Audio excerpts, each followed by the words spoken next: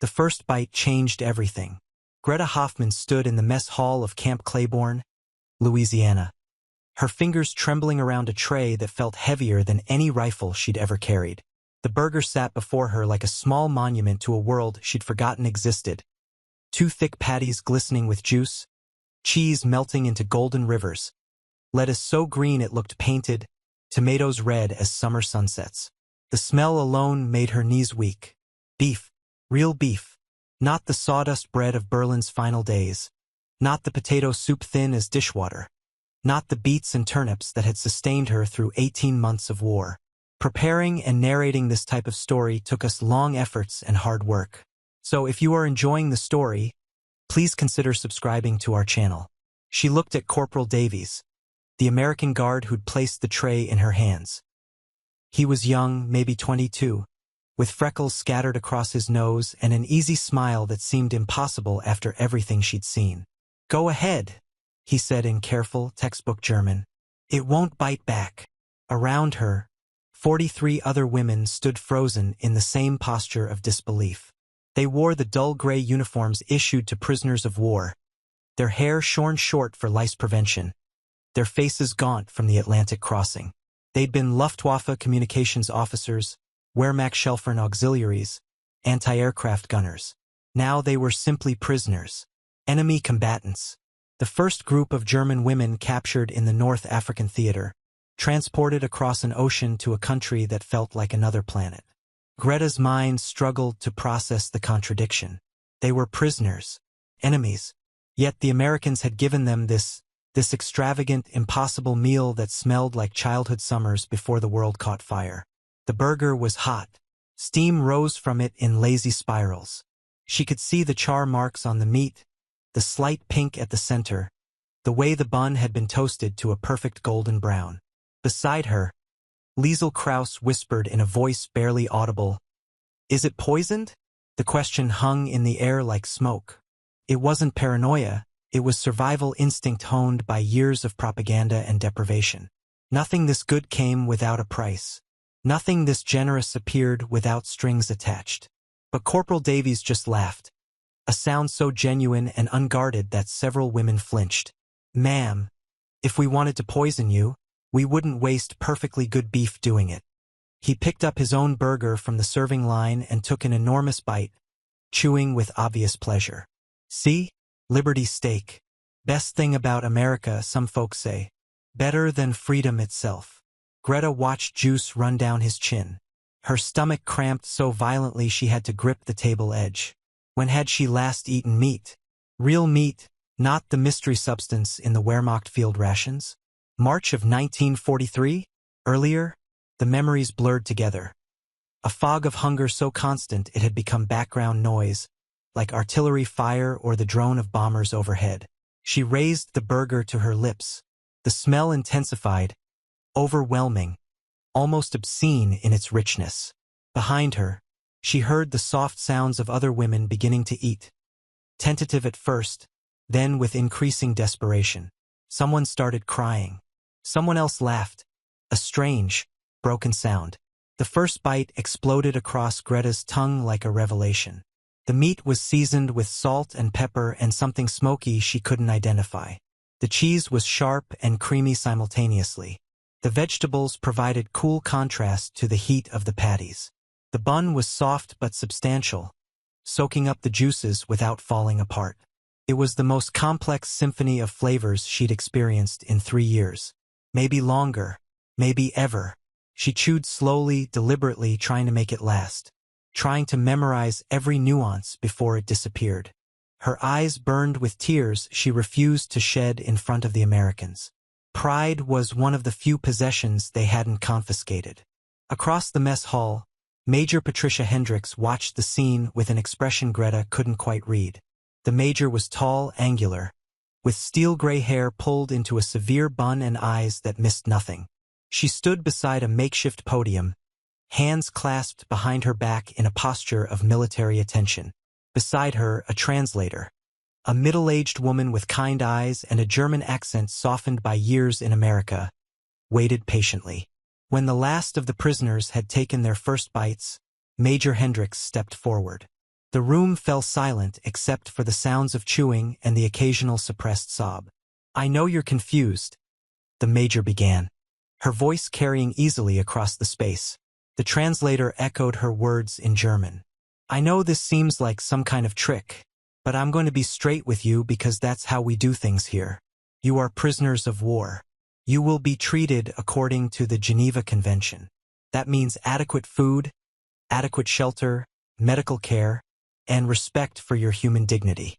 The burger you're eating? That's not propaganda. That's not psychological warfare. That's just Monday dinner at Camp Claiborne." She paused, letting the translator catch up. Greta tried to process the words, but her entire being was focused on the weight in her hands, the food disappearing bite by precious bite. "Some of you probably believe America is weak," Major Hendricks continued, "that we're soft, decadent, unable to sustain a war effort. I'm here to tell you that you've been lied to. We have so much food in this country that we can afford to feed our prisoners better than your own army fed you.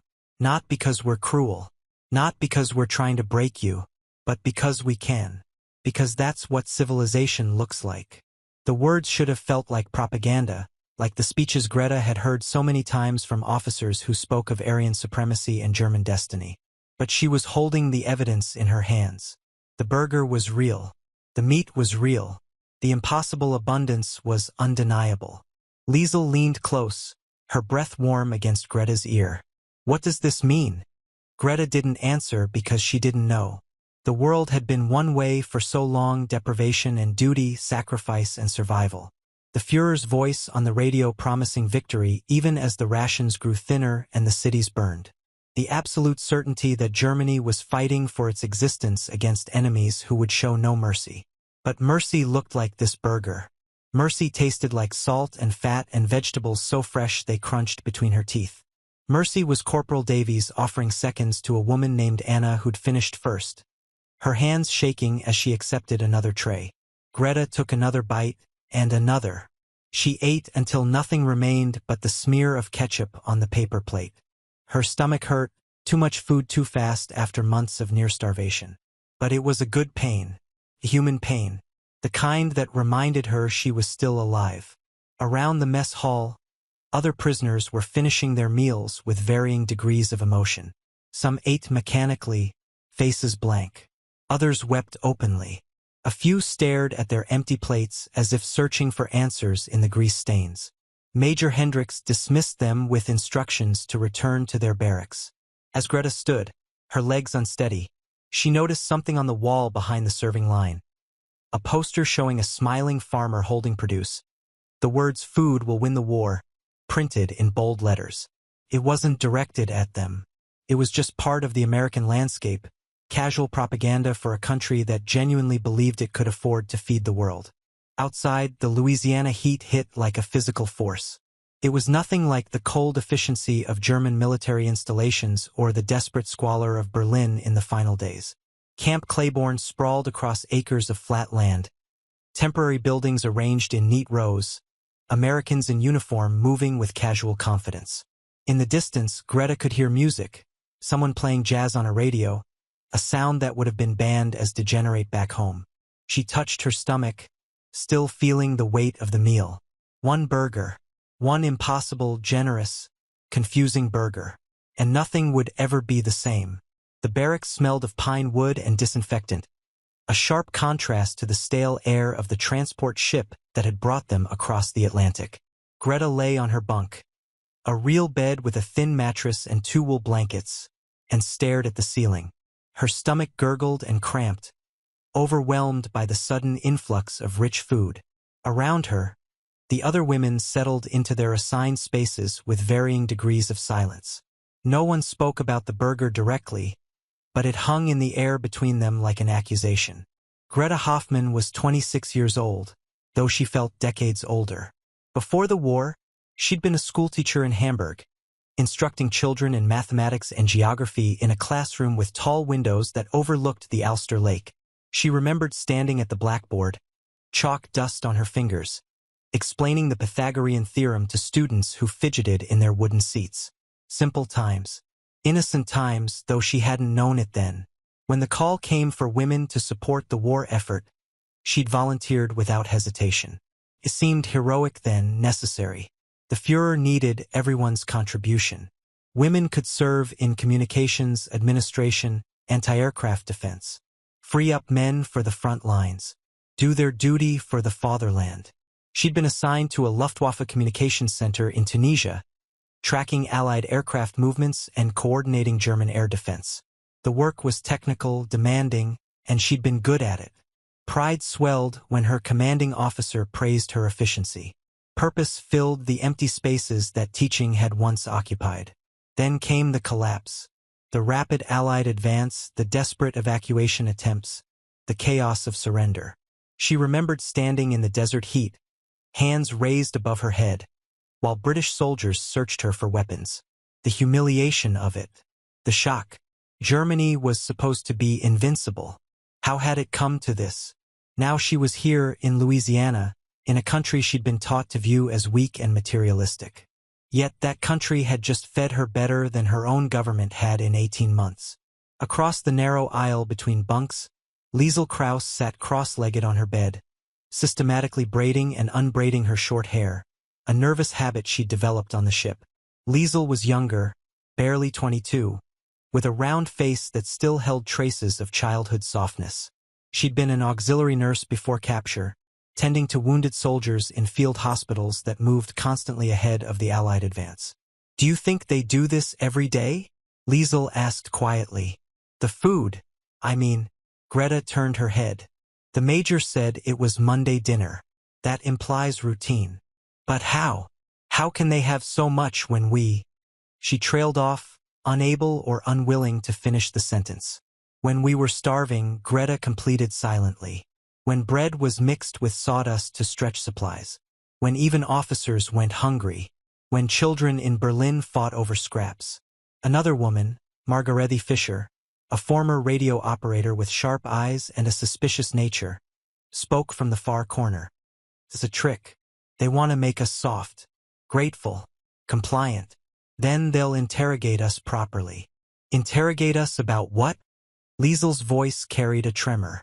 "We're communications officers and auxiliaries. We don't know state secrets. We don't know where Hitler is or what the generals are planning." "They don't know that," Margarethe countered.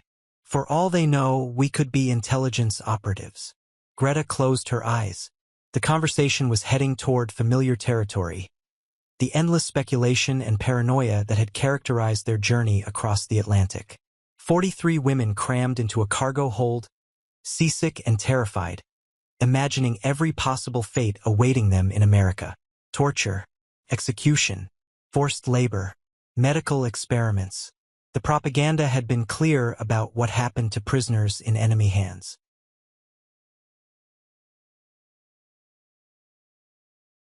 But the propaganda had been wrong about the burger. She thought of Corporal Davies's easy smile, the way he'd demonstrated the food was safe by eating it himself. The casual abundance that seemed built into every aspect of American military life. The jazz music floating through the evening air. These were not the behaviors of a nation on the brink of starvation, fighting desperately for survival. What else had the propaganda been wrong about? The question felt dangerous, treasonous even. Greta had sworn an oath. She'd believed, truly believed, in the righteousness of Germany's cause. The need to protect the homeland from enemies on all sides. The destiny of the German people to lead Europe into a new age. But destiny didn't taste like that burger. Destiny didn't treat prisoners with the courtesy Major Hendricks had shown.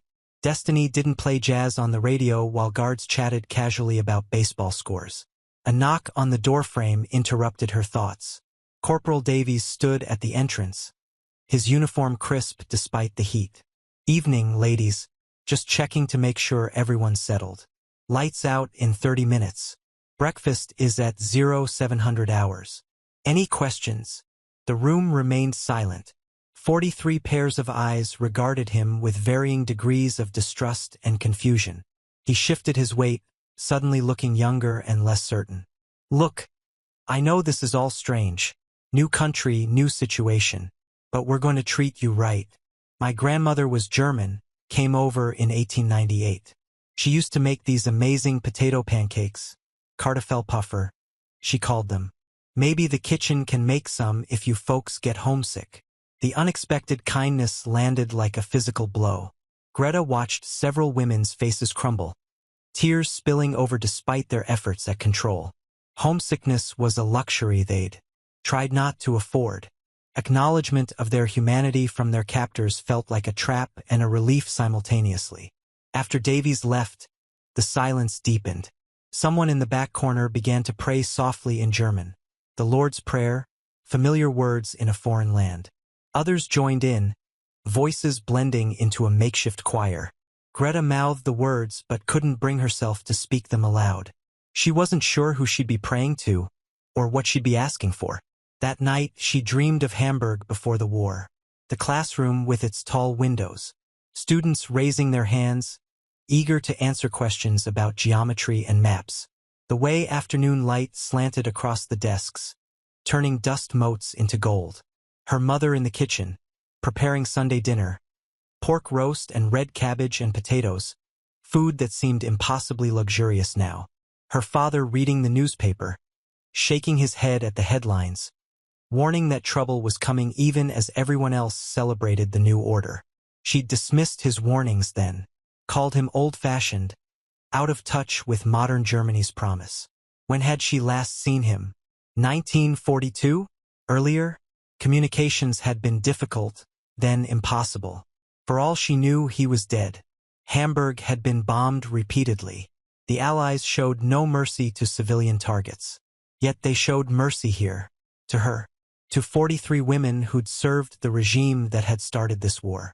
Greta woke before dawn, her stomach still processing the previous night's meal. Through the barracks windows, she could see the first gray light touching the Louisiana sky. In the distance, American soldiers were already moving, running in formation, their cadence calls rhythmic and energetic. These were not the hollow-eyed, desperate troops Germany had fielded in the war's final stages. These were well-fed, confident men who believed they were winning. Because they were winning, the evidence was everywhere undeniable. Germany was losing. Germany had perhaps already lost. And she was here, alive, fed, treated with a decency she hadn't expected. Liesel stirred on the neighboring bunk. "Greta, are you awake?" "Yes." "What do we do now?" It was the question that had no answer. They were prisoners but not treated like prisoners. They were enemies but not treated like enemies. They were women from a country that had believed itself superior, now dependent on the mercy of a nation they'd been taught to despise. "We survive," Greta said finally. "Whatever that means." Outside, someone rang a bell, the signal for morning formation. Another day beginning in captivity. Another day of contradictions and confusions and impossible generosity. Another day of trying to reconcile what they'd been told with what they were experiencing. Another day of tasting liberty one burger at a time. The days developed a rhythm that felt both alien and strangely comforting. Reveille at 0600 hours. Morning formation. Breakfast in the mess hall, eggs, bacon, toast with real butter, coffee that actually smelled like coffee instead of the roasted grain substitute they'd endured in Germany. Work assignments. Lunch. More work. Dinner. Evening in the barracks. Lights out. The food remained the most persistent source of cognitive dissonance. It wasn't just adequate, it was abundant, generous, sometimes extravagant. On Wednesday, they served fried chicken with mashed potatoes and gravy.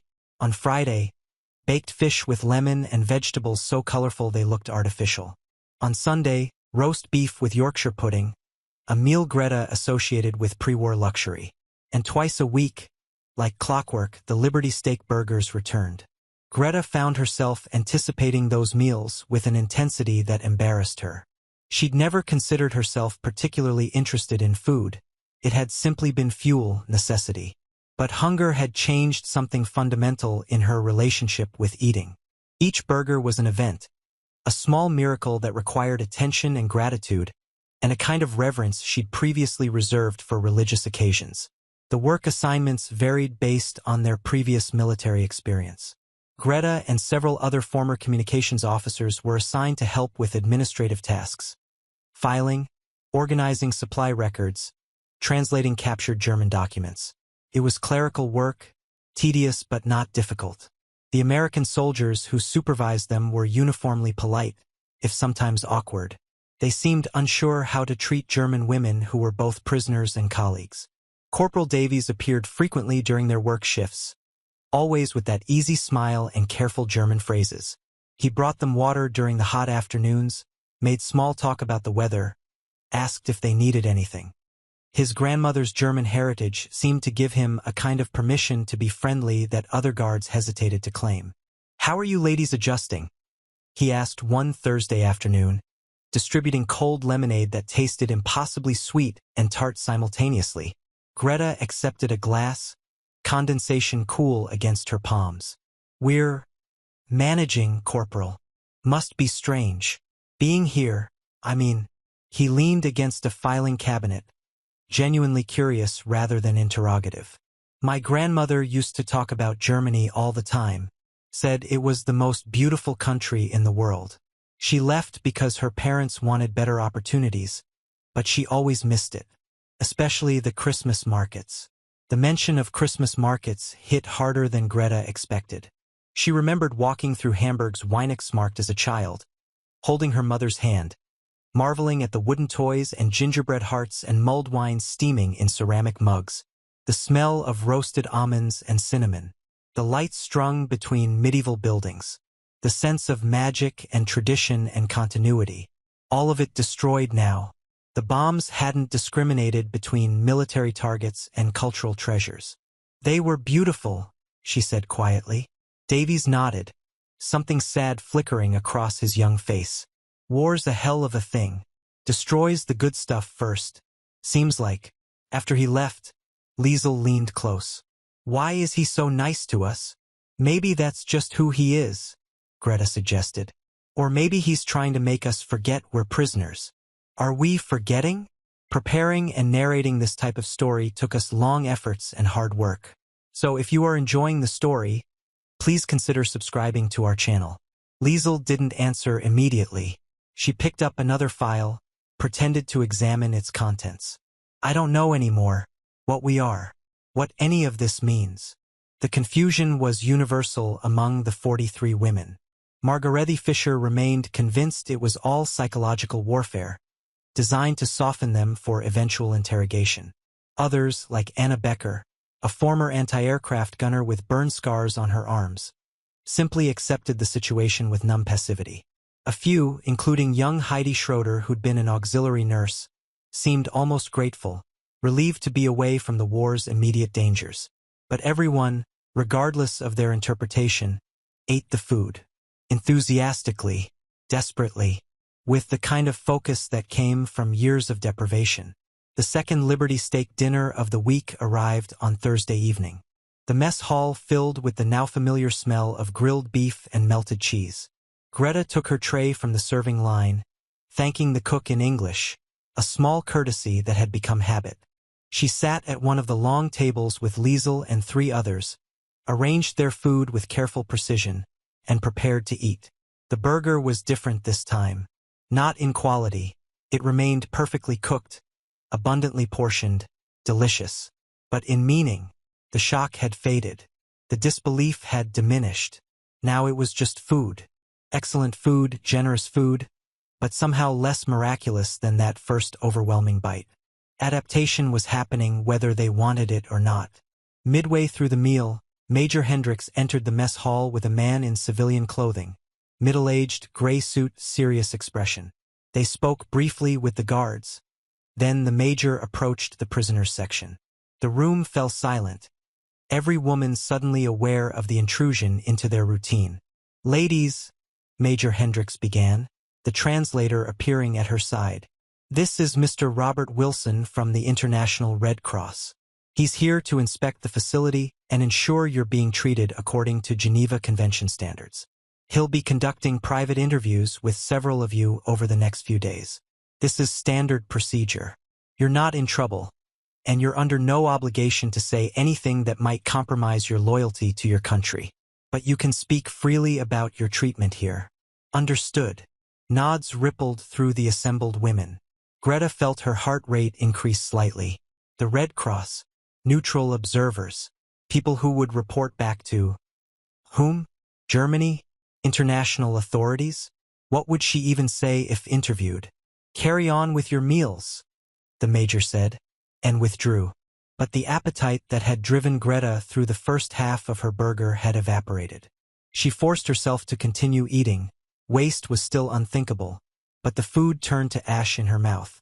Around her, others experienced similar disruptions. Conversations died. The comfortable rhythm broke. That night, lying in her bunk, Greta tried to organize her thoughts into something coherent. They'd been at Camp Claiborne for 2 weeks. 14 days of adequate food, clean water, medical care, and treatment that consistently contradicted everything they'd been taught about American brutality. 14 days of watching their guards laugh and joke and live lives that seemed impossibly normal despite the war raging across 2 oceans. The Red Cross interview happened 3 days later. Greta was selected along with 7 others. They were led to a small office in the administrative building, where Mr. Wilson sat behind a desk with a notepad and a kind, weathered face that suggested he'd seen too much suffering in his career. "Please sit," he said in fluent German. "I'm here to ensure you're being treated properly. This conversation is confidential. Whatever you say will be included in my report, but I won't share your individual comments with the camp authorities. Tell me honestly, how are you being treated?"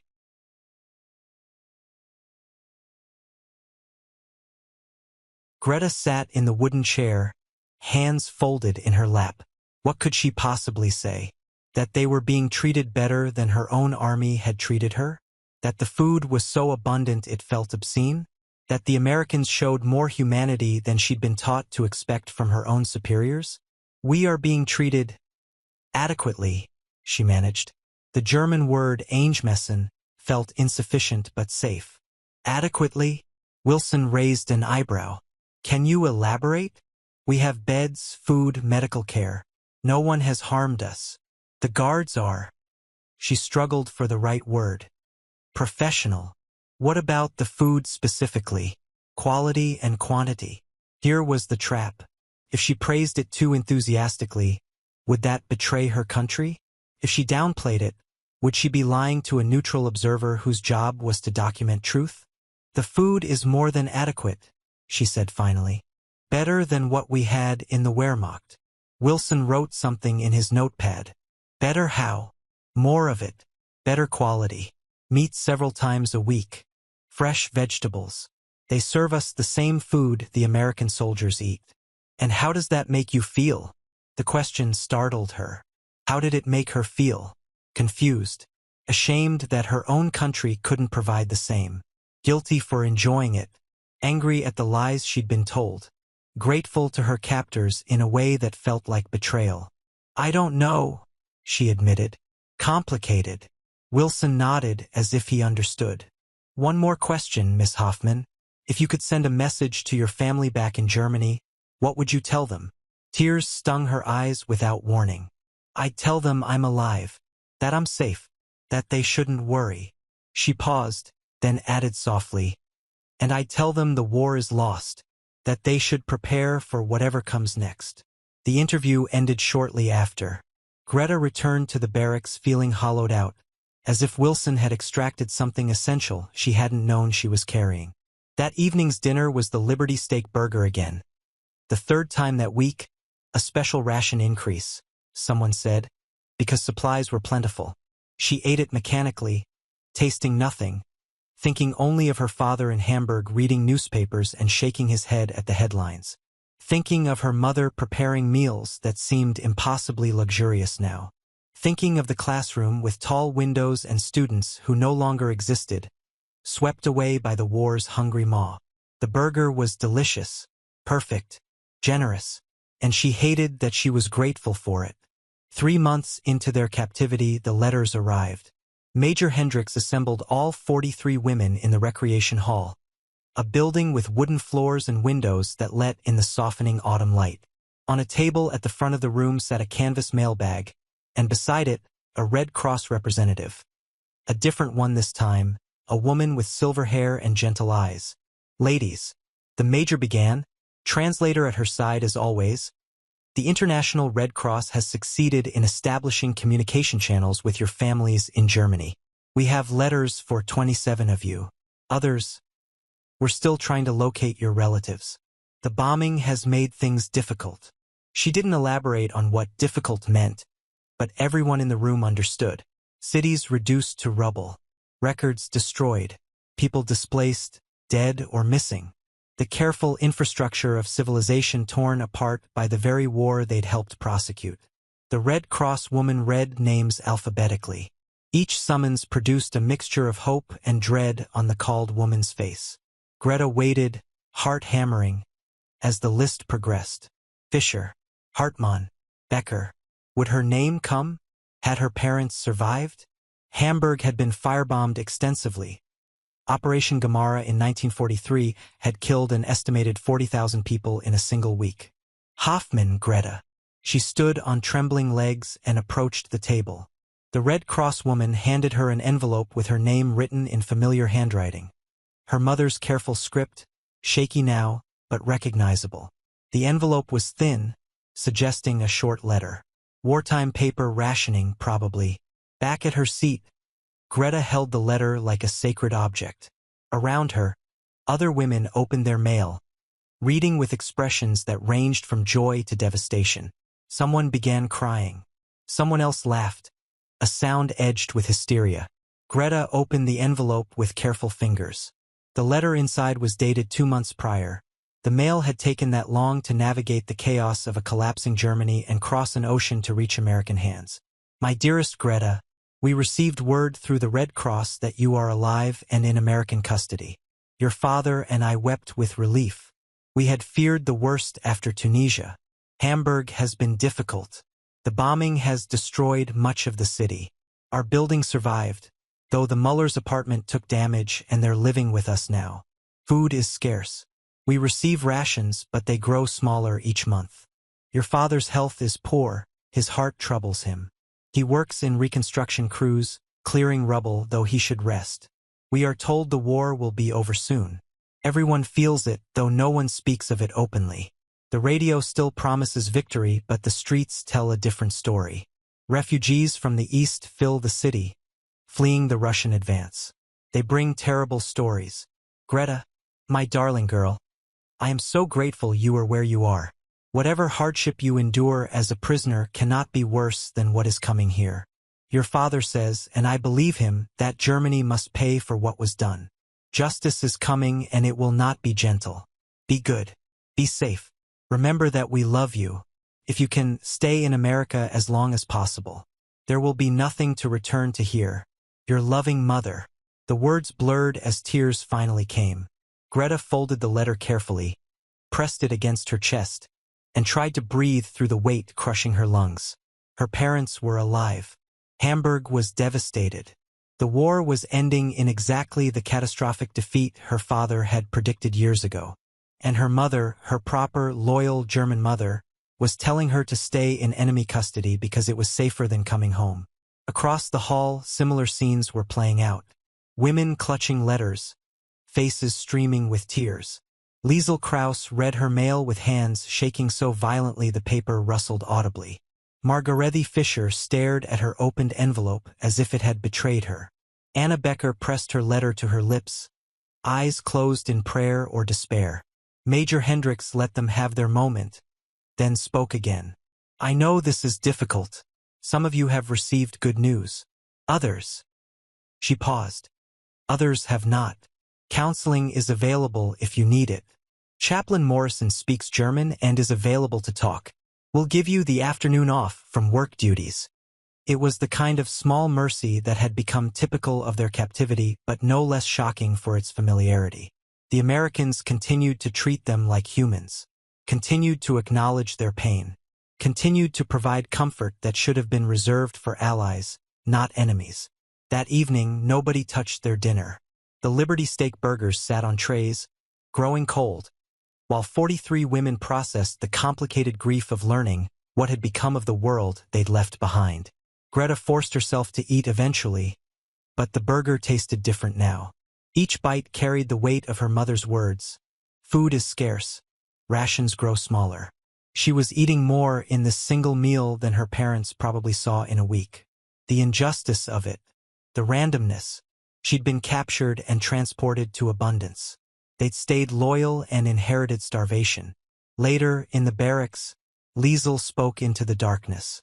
My brother is dead. Killed on the Eastern Front. My mother's letter says they couldn't even recover his body. He's just gone, erased from the world.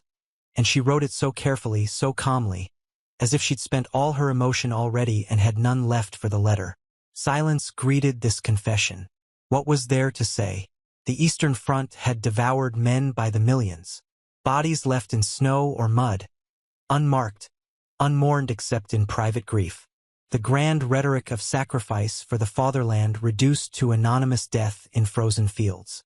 My sister's husband was executed, Margaretti said flatly. Accused of defeatism. They hanged him in Munich as an example. She's alone with 3 children and no ration card because traitors' families don't deserve food. More silence. Heavier now, suffocating.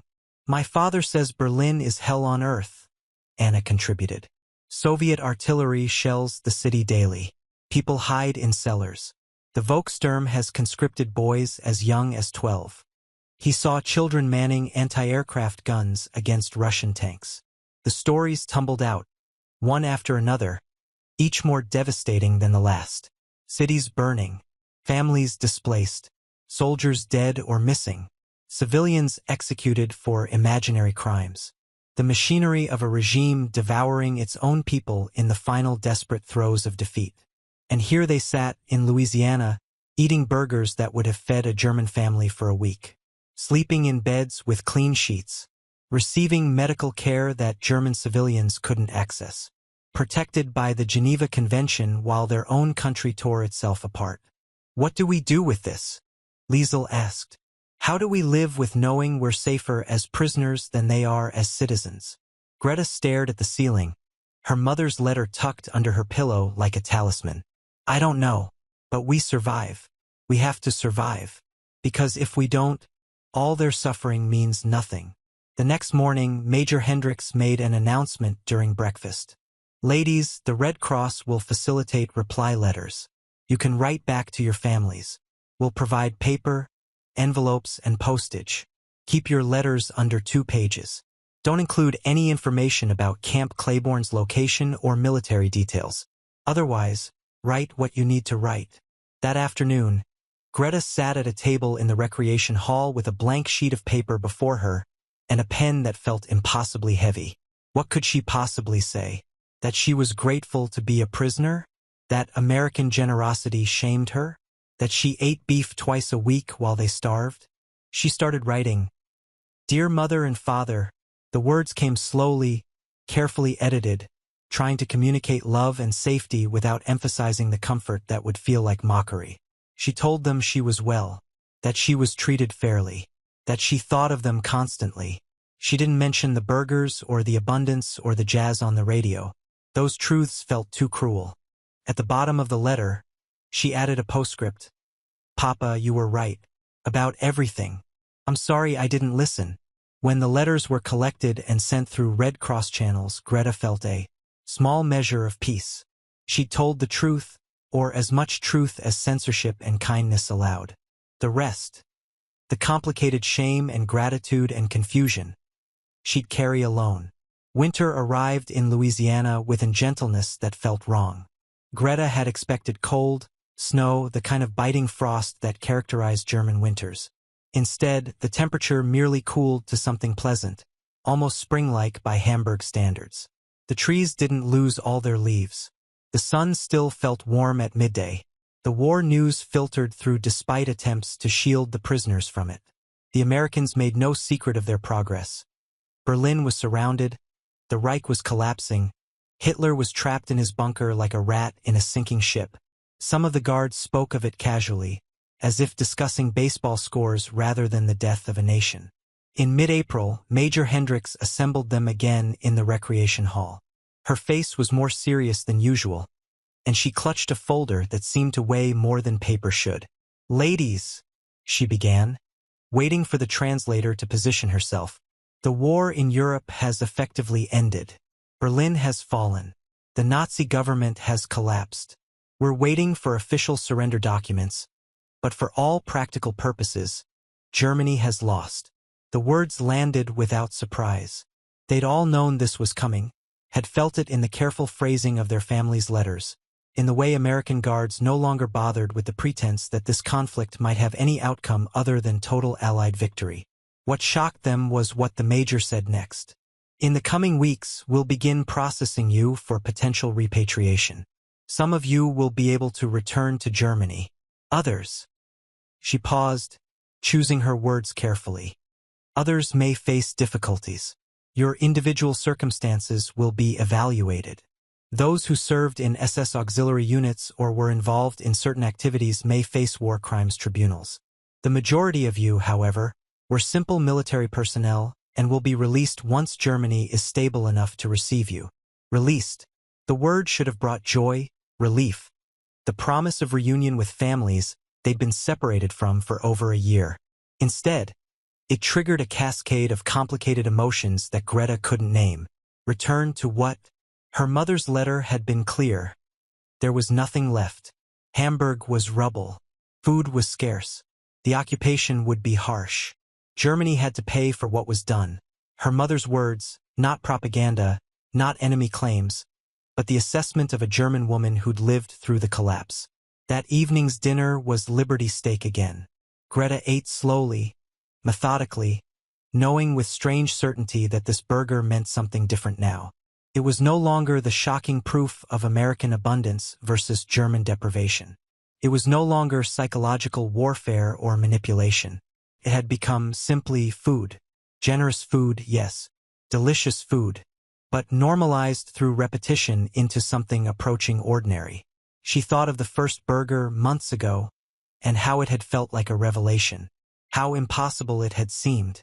How it had shattered her certainty about which side was winning, which nation could sustain itself, which ideology could feed its people. Now she understood the truth was simpler and more devastating. America had won before the first shot was fired. Not through superior courage or better soldiers or divine destiny, but through logistics, through farmland and factories and an ocean that kept the war safely distant, through an economy that could afford to feed prisoners of war better than Germany fed its own citizens. The burger was proof of capacity, and capacity, Greta had learned, mattered more than conviction.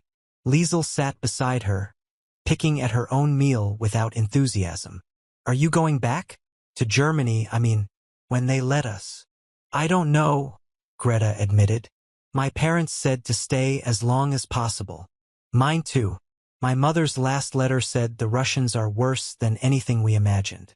That the women in the eastern zones—" She couldn't finish the sentence. They'd all heard the stories by now. Refugees fleeing west had brought tales of systematic violence, of cities destroyed not just by bombs but by deliberate brutality, of a vengeance that made no distinction between Wehrmacht soldiers and civilian women. The Red Army remembered Stalingrad, remembered the siege of Leningrad, remembered the millions of Soviet citizens murdered in the Nazi advance. They were collecting their debt with interest. "Maybe we can stay," Greta said quietly. "Seek asylum or something. The Americans seem willing to let us work." It was true. Over the past months, several of the prisoners had been offered extended work assignments, translating documents, helping with refugee processing, teaching German to American soldiers preparing for occupation duty. The Americans, Greta had realized, were fundamentally practical people. If you could be useful, they'd use you regardless of which uniform you'd worn last year. In May, Germany surrendered officially. The Americans organized a celebration, fireworks, music, dancing, an enormous feast that made previous meals look modest by comparison. The prisoners were not invited to celebrate, of course. They gathered in their barracks and listened to the distant sounds of joy, each woman processing the end in her own way. Greta felt nothing. Not grief, not relief, just a strange hollowness where strong emotions should have lived. Germany had lost. The cause she'd believed in had been revealed as a lie wrapped in atrocity. The certainties that had structured her life had collapsed. And she was here, safe, fed, treated with a decency that made everything she'd been taught seem like a cruel joke. That night, she dreamed of her classroom again. But this time, when she tried to teach the Pythagorean theorem, the chalk wouldn't write on the board. The students' faces kept changing, morphing into the faces of women she'd known in the Wehrmacht, then into the faces of American soldiers, then into nobody at all, just blank shapes waiting to be filled with meaning she couldn't provide. She woke to find Corporal Davies at the barracks door, looking uncomfortable. "Miss Hoffman? The major wants to see you." Fear spiked through her exhaustion. Had they discovered something about her service? Was she being reclassified as a war criminal? The walk to Major Hendricks's office felt like miles instead of yards. But the major's expression was neutral, almost kind. "Miss Hoffman, please sit. I have a proposition for you." Greta sat, hands folded, trying not to shake. "Your English has improved considerably," the major continued. "Your work has been exemplary. More importantly, you have skills we need. We're establishing education programs for German refugees and displaced persons. We need teachers who understand both languages and cultures. I'm authorized to offer you a civilian work contract, 18 months initially, with possibility of extension. You'd help teach English to German refugees and German to American personnel. The pay is modest but includes housing and meals. It would delay your repatriation indefinitely." Greta stared at her. A job, purpose, a reason to stay in this country where prisoners ate better than citizens, where jazz played freely, where abundance was assumed rather than rationed. "Why me?" she managed to ask. "Because you're qualified, because you've demonstrated reliability, and because—" Major Hendricks leaned back in her chair. "You're one of the few who seems to understand what actually happened. Most of the others are still processing, still in denial or too traumatized to move forward. You've been writing in the journal we provided. I've seen some of your entries." She held up a hand before Greta could protest. "We don't read them normally, but you left one on the table in the rec hall last week. You wrote something that stuck with me. The war was lost before it began. We just didn't know it yet." Heat flooded Greta's face. Those words had felt true when she wrote them, but also dangerous. Defeatist. The kind of thinking that got people hanged in the final days of the Reich. "That's clear thinking," the major continued. "That's someone who can bridge two worlds. We need that. Germany needs that. So what do you say?" Greta thought of Hamburg's ruins, of her parents surviving on rations smaller than what she left on her plate here, of the classroom with tall windows that probably no longer existed, of the certainty she'd had once, before a burger had changed everything. "Yes," she said, "I'll stay." The contract was signed 3 days later. When she told the other women, reactions were mixed. Some were envious, they wanted to stay too, escape the consequences waiting in Germany. Others were quietly contemptuous. She was collaborating now, choosing comfort over loyalty. Liesel simply hugged her and whispered, "I'm glad. Someone should get to start over." The last Liberty Steak dinner in the prisoners section came in June. Greta ate it slowly, memorizing the taste one final time. Tomorrow she'd move to civilian quarters, begin her new work, occupy a different role in this strange American world. The burger tasted the same as always, perfectly seasoned, abundantly portioned, generous to the point of excess. But it meant something different now. Not evidence of enemy superiority, not psychological warfare, not even particularly shocking abundance. Just food, just a meal, just Americans being American, casual in their plenty, unaware that what they considered ordinary looked like miracles to people who'd known scarcity. She thought of that first bite, 8 months ago, and how it had exploded across her tongue like revelation. How it had forced her to question everything she'd believed about strength and weakness, victory and defeat, civilization and barbarism. One burger hadn't changed the world. The world had already changed, violently, catastrophically, irrevocably. The burger had just been the first undeniable proof that penetrated her defenses. The first crack in a certainty that had been built on lies. Corporal Davies appeared at her table as she finished eating. "Heard you're staying on, Miss Hoffman. That's good news. We need good people for the work ahead." "Thank you, Corporal. You know," he said, sitting down across from her, "my grandmother would have liked you. She always said Germany could be great again, but it would take people who could see clearly. People who weren't afraid to admit when they were wrong. Your grandmother sounds wise. She was. Died last year. Never got to see the war end." He smiled sadly. "But she believed in second chances. Said that's what America was supposed to be about. The place where you could start over.